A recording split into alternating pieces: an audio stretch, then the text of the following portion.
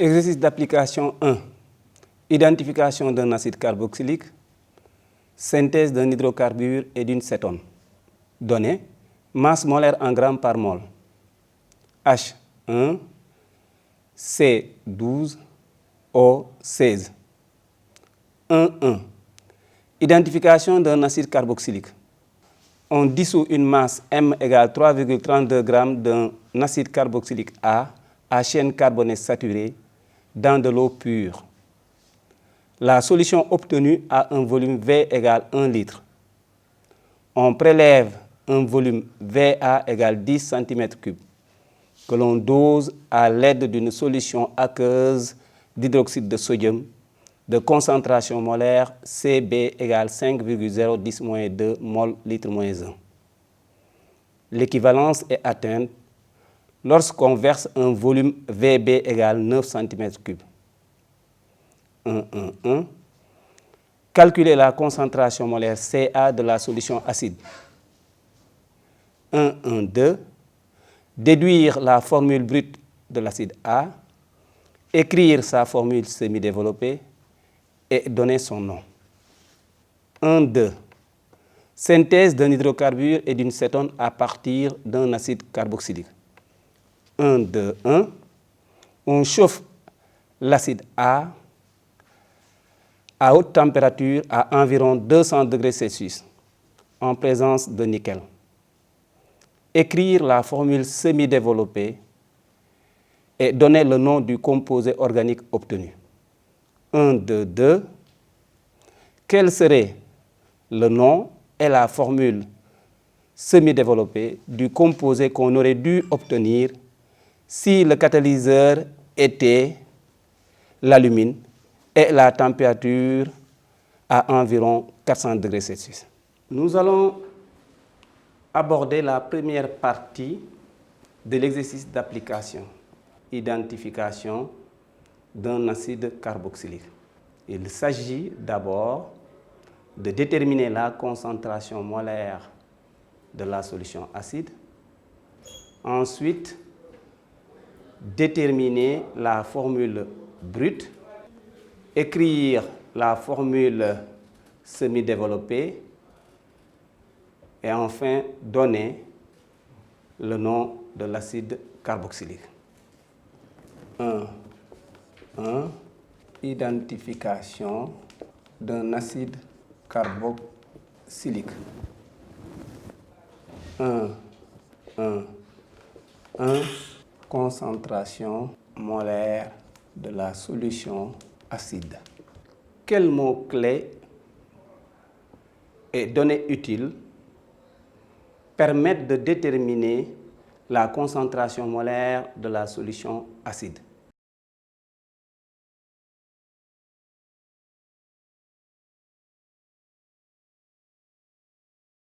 Bien, d'abord pour les mots-clés.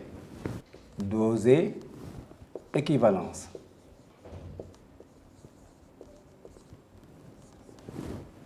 Pour les données utiles, concentration molaire de la solution d'hydroxyde de sodium,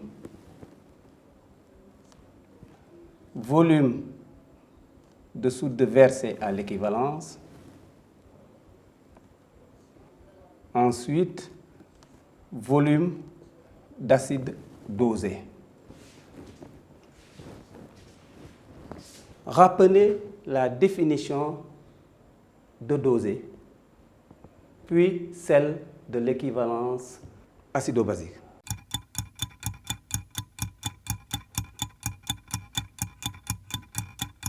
Doser une solution, c'est déterminer sa concentration molaire. L'équivalence acido-basique est traduite par l'égalité des quantités de matière, d'acide et de base mélangées. Les données utiles et les deux définitions nous permettent d'exprimer la concentration molaire. Nous pouvons écrire relation d'équivalence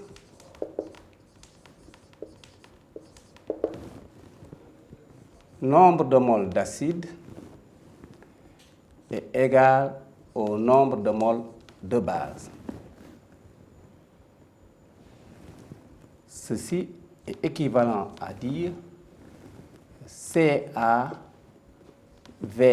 le volume concentration molaire de la solution acide que nous cherchons, Va, le volume d'acide dosé, égal à la concentration molaire de la base que nous connaissons et fois le volume de la base à l'équivalence.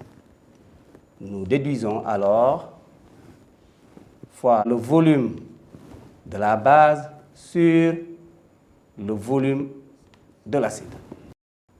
Attention,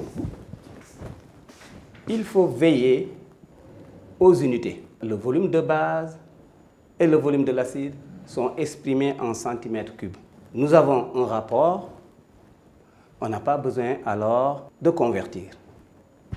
La concentration molaire de la base est exprimée en mol par litre, alors la concentration molaire de l'acide sera exprimée en mol par litre. Application numérique,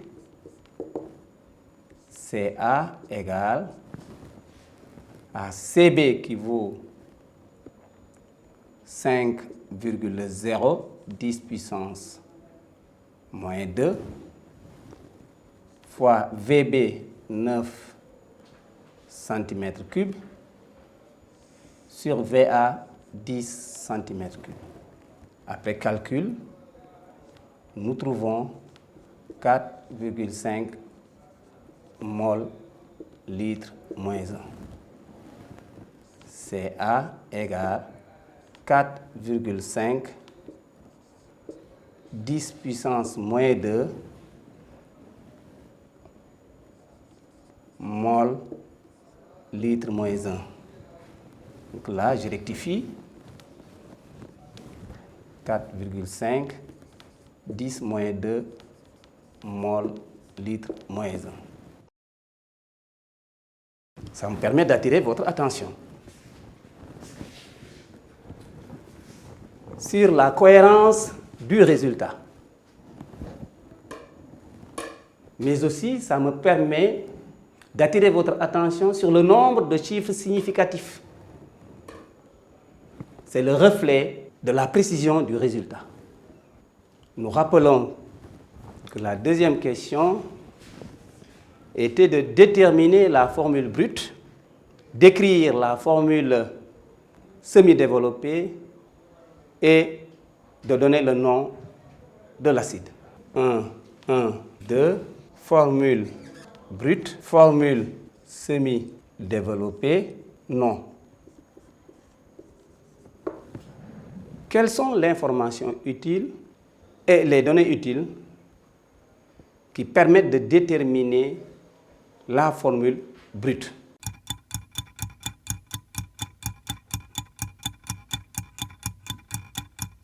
L'information utile est qu'il s'agit d'un acide carboxylique à chaîne carbonée saturée. Acide carboxylique à chaîne carbonée saturée.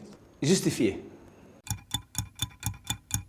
Bien, l'acide carboxylique à chaîne carbonée saturée nous permet d'écrire la formule brute générale.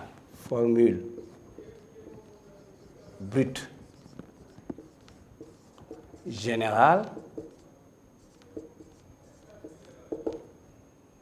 CN H2N O2 avec N nombre d'atomes de carbone qui est un entier naturel non nul. Toujours pour les données utiles, nous avons la concentration molaire de la solution acide, le volume de la solution et la masse dissoute dans l'eau pure. À quoi ces données peuvent servir?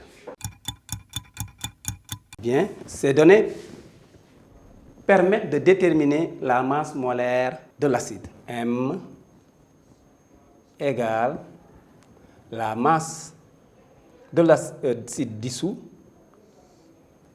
sur le nombre de moles d'acide contenu dans le volume V, ce qui est égal à la masse en fonction des données, la masse de l'acide sur la concentration molaire de l'acide fois le volume de la solution. Nous précisons que, au cours d'un prélèvement, la concentration molaire se conserve. Autre donnée utile, les masses molaires atomiques. À quoi peuvent servir ces masses molaires atomiques? Nous pouvons l'utiliser dans la formule générale, l'exprimer en fonction du nombre n qui représente le nombre d'atomes. On peut écrire alors M égale 12n plus 2n, ça fait 14n, plus 2 fois la masse molaire atomique de l'oxygène, qui vaut 16, donc 14n plus 30. Alors,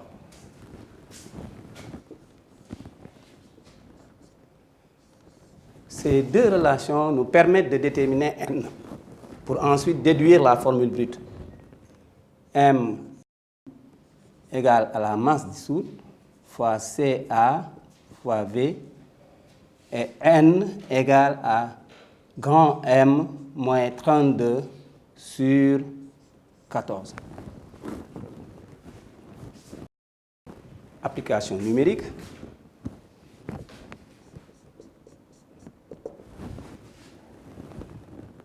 M égale à 3,32 sur 4,5 10 puissance moins 2 fois 1. Le volume, par calcul, nous trouvons 73,8 et n égale 73,8 moins 32 sur 14. On trouve 3. Formule brute.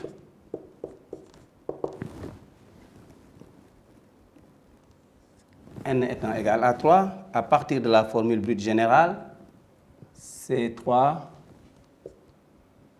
H6O2.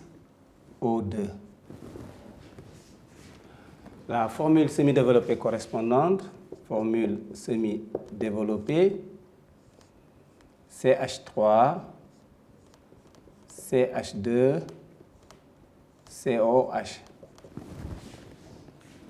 On peut aussi l'écrire sous cette forme, CH3, CH2, C double liaison OH. Ou bien même CH3, CH2, CO2H. Bien, le nom.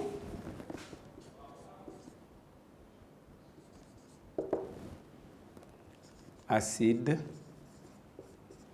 propanoïque. Nous avons parfaitement identifié l'acide carboxylique. Il s'agit de l'acide propanoïque. Nous avons utilisé une des propriétés chimiques des acides carboxyliques. Le dosage nous permet de déterminer la masse molaire, puis la formule brute.